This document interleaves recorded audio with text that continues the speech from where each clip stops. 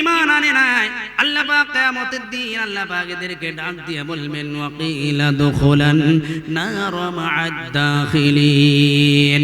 নবীর বিবি হয়েছে তো কি হয়েছে, ঈমান আনে নাই, ঈমান গ্রহণ করে নাই, এদেরকেও জাহান্নামের মধ্যে পাঠিয়ে দাও। লক্ষ্য করুন, নবীর বিবিরাও জাহান্নামে যে চলে যাবে, নবীর বিবি হওয়ার পরেও জাহান্নামে জান্নাতে যেতে পারবে না। কিসের কারণে? ঈমান না আনার কারণে। এরপরে আয়াতে আল্লাহ পাক রব্বুল আলামিন আরেকটা নারীর উদাহরণ দিয়েছেন খুব চমৎকার ভাবে। একটু লক্ষ্য করুন, দেখুন, ব্রেন খুলে যাবে, আপনাদের হুঁশ ফিরে যাবে। এমন একজন নারীর কথা বলেছেন, এই নারীটা কোন আলেমের বিবি ছিলেন না, এই নারী কোন নবীর বিবি ছিলেন না, কোন হাফেজ সাহেবের বিবি ছিলেন না, কোন হাজী সাহেবের বিবি ছিলেন না, কোন সাহাবার বিবি ছিলেন না। এমন একজনের বিবি ছিলেন, সে নিজেকে নিজে খোদাই দাবি করেছে আর বলেছে আনা রব্বুকুমুল আলা, আমি সবথেকে বড় খোদা, আমি সবথেকে বড় আল্লাহ। বলুন তো এই শয়তানটার নাম কি? জোরে বলো। এই শয়তানটার নাম হলো ফিরআউন। আল্লাহ পাক রব্বুল আলামিন এরপরের আয়াতে উল্লেখ করেছেন ওয়াদারাবাল্লাহু মাসালাল লিল্লাযীনা আমানু ইমরাআতা ফিরআউন ইয ক্বালাত রাব্বি ইবনি লি ইনদাকা বাইতান ফিল জান্নাতি ওয়া নাজ্জিনি মিন ফিরআউনা ওয়া আমালিহি ওয়া নাজ্জিনি মিনাল কওমিয যালিমিন।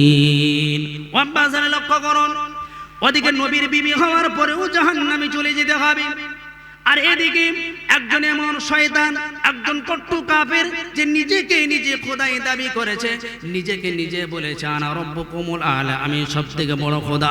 বলুন তো এর বিবির নাম কি? জান্নাতি নাকি জাহান্নামী? জোরে বলুন না। জান্নাতি। ওদিকে নবীর বিবি হওয়ার পরেও জাহান্নামে চলে যেতে হবে। এদিকে ফিরআউনের বিবি আসিয়া, সে কিন্তু জান্নাতের মধ্যে চলে যাবে। আল্লাহ পাক রব্বুল আলামিনকে আসিয়া বললেন, রব্বুল আলামিন, ফিরআউনের বিরাট রাজপ্রাসাদ আমার ভালো লাগে না। আয় আল্লাহ, এখানে মন খুলে তোমার ইবাদত করতে পারি না, তোমাকে আমি মন খুলে ডাকতে পারি না। আয় আল্লাহ, এই ফিরআউনের হাত থেকে তুমি আমার রক্ষা করো, আর তুমি তোমার কাছে আমারে ডেকে নাও, জান্নাতের ভিতরে তোমার কাছে আমার জন্য একটি ঘর বানায়া দাও। এবার লক্ষ্য করো, নবীর বিবি, নবীর সন্তান, ওদিকে নবীর পিতা জাহান্নামে যাবে, কিন্তু ফিরআউনের বিবি কোথায় যাবে? জোরে বলুন না, কোথায় যাবে? জান্নাতে যাবে। কিসের কারণে? ঈমান আনার কারণে। ঈমান আনার কারণে। আমি প্রথমে এই যে ট্রফি আপনাদের কাছে শুরু করেছি, আল্লাহ পাক রব্বুল আলামিন বলেন ঈমান আনতে হবে, ঈমান আনতে হবে, ঈমান ছাড়া কেউ জান্নাতে যেতে পারবে না। আরে ঈমানের তোমাদের পরীক্ষা হবে। আল্লাহ পাক বলতেছেন তোমরা ঈমান নিয়ে এসো আমার কাছে, আমাকে সন্তুষ্টি করো। আমাকে সন্তুষ্টি করার জন্য সবথেকে সহজ উপায় হলো দুনিয়াতে তোমরা সত্যকে প্রতিষ্ঠিত করো, হককে প্রতিষ্ঠিত করো, বাতিলকে তোমরা হটিয়ে দাও, হককে প্রতিষ্ঠিত করো। তোমরা আল্লাহর রাস্তায় জিহাদ করো, আল্লাহর রাস্তায় সংগ্রাম করো। আমরা হয়তো মনে করি জিহাদ শব্দের অর্থ হলো মারামারি করা, কারাকাটি করা। না না না, ভুল ধারণা। জিহাদ শব্দের অর্থ এটা নয় যে হিন্দু, খ্রিস্টান, জৈন, বৌদ্ধ যাকে পারবো তাকে মেরে কেটে শেষ করে দেবো, এর নাম কিন্তু জিহাদ নয়। জিহাদ শব্দটি হলো আরবি শব্দ, এর মূল শব্দ হচ্ছে জাহাদুন বা জুহুদুন। এর আবিধানিক অর্থ হলো পরিশ্রম করা, কঠিন পরিশ্রম করা, সত্যকে প্রতিষ্ঠিত করার জন্য প্রাণপণ চেষ্টা করা, প্রচেষ্টা চালানো। সত্যকে প্রতিষ্ঠিত করার জন্য আপনি যে চেষ্টা করবেন, যে মেহনত করবেন, সেটার নাম হলো জিহাদ। ও মুসলমান ভাইরা, লক্ষ্য করুন, মনে করুন আপনাদের এই মাদ্রাসা, এই মাকতাব, আপনি মেহনত করতেছেন, এখান জন্য আপনি ব্রেন দিতেছেন, আপনি বুদ্ধি দিতেছেন, এখানে সহযোগিতা করতেছেন মানুষের কাছে বলে বলে। এখানে একটা মাদ্রাসা দরকার, এই গ্রামে একটা প্রতিষ্ঠান দরকার, কোরআনী প্রতিষ্ঠান দরকার। এই সত্যকে প্রতিষ্ঠিত করার জন্য আপনি যে মেহনত চালাবেন, সেটারই নাম হচ্ছে জিহাদ। এই জিহাদ আপনাকে কতক্ষণ করতে হবে, এই চেষ্টা আপনাকে কতক্ষণ করতে হবে? আল্লাহ পাক রব্বুল আলামিন বলেন আমার নৈকট্য লাভ করার জন্য সবথেকে সহজ পদ্ধতি হলো জিহাদ। সত্যকে প্রতিষ্ঠিত করা সবথেকে সহজ পদ্ধতি হলো জিহাদ।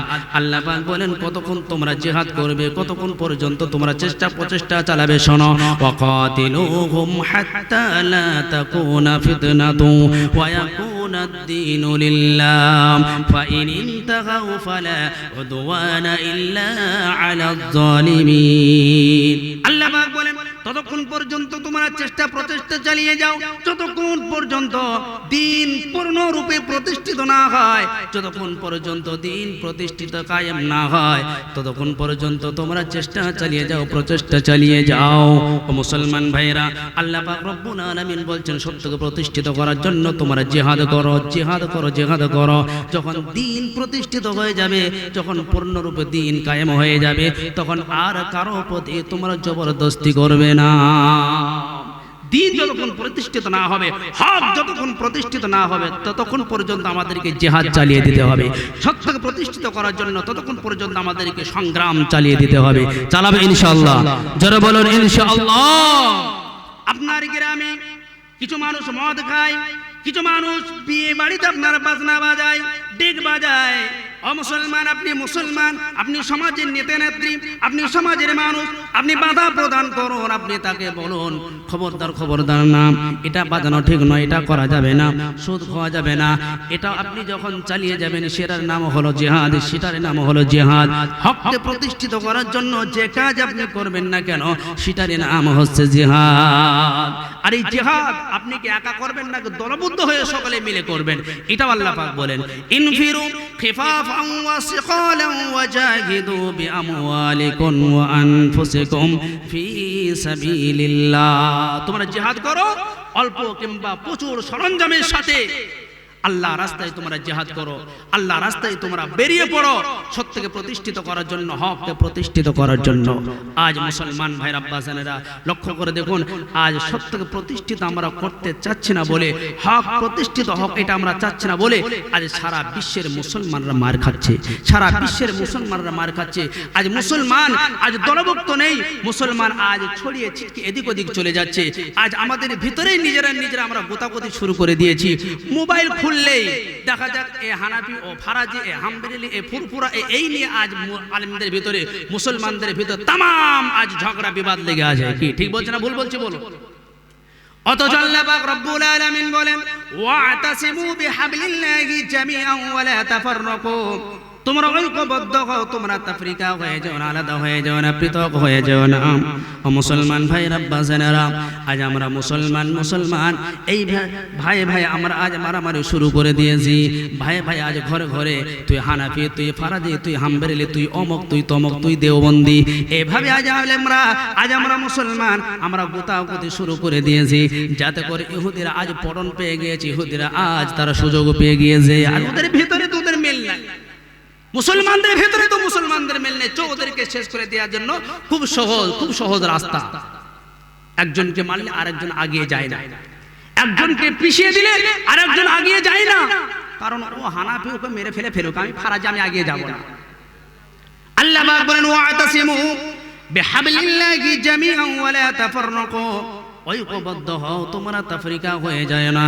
ভেঙে দাও তোমার কংগ্রেস, সিপিএম, পিএমসি, বেরাজাল, বাদ দাও তোমার রাজনীতি আর পার্টিবাজির কথা, ভুলে যাও তোমার ধীরে আমিন আর জোরে আমিনের মাসালা, ভুলে যাও তোমার হাত উপরে হবে না নিচে হবে, বন্ধ করো তোমার টুপিটা 5 কলে হবে না 6 কলে হবে, বন্ধ করো নবীর নামে কিয়াম হবে কি হবে না, বন্ধ করো নবীর নামে, নবী গায়েব জানতেন কি জানতেন না।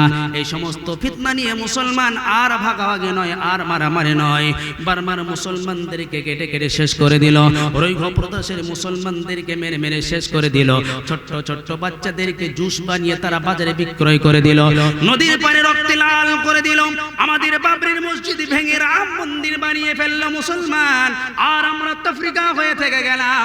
আল্লাহ পাক বলেন, ওয়াতাসিমু বিহাবলিল্লাহি জামিআন ওয়া লা তাফাররাকু। ও মুসলমান ভাই রাব্বাজানেরা, মুসলমানদের প্রথম কিবলা বাইতুল মুকাদ্দাসে বোমার বৃষ্টি হচ্ছে মুসলমান, আজ তোমার খবর নাই। তুমি আজ ফারাজি, হাম্বলি, দেওবন্দি এই নিয়ে তুমি পড়ে আছো, এটা তোমার খবর নাই। তোমার বাড়িতে তোমার বাড়ির মেয়েরা কোরআন তেলাওয়াত করা বন্ধ করে দিয়েছে, তাতে তোমার কোনো খবর নাই। তোমার বাড়ির মেয়েরা সিরিয়াল আর টিভি নিয়ে পড়ে আছে, সিরিয়াল নিয়ে পড়ে আছে, তাতে কোনো তোমার খবর নাই। তোমার ঘরের মেয়েরা আজ পর্দায় চলতেছে না, তাতে কোনো খবর নাই। আজ আমার আপনার ঘরের মেয়েরা লোনের গ্রুপ শুরু করেছে, তাতে কোনো খবর নাই। আর আমরা হানাফি, ফারাজি, হাম্বলি, ফুরফুরা নিয়ে পড়ে আছে মুসলমান। আল্লাহ পাক বলেন, ওয়াতাসিমু বিহাবলিল্লাহি জামিআ। তোমরা তাফরিকা হয়ে যাও না, ঐক্যবদ্ধ হও। দিনকে যদি প্রতিষ্ঠিত করতে চাও, ও মুসলমান তোমরা যদি বাঁচতে চাও, তোমরা ঐক্যবদ্ধ হও। এই মুসলমান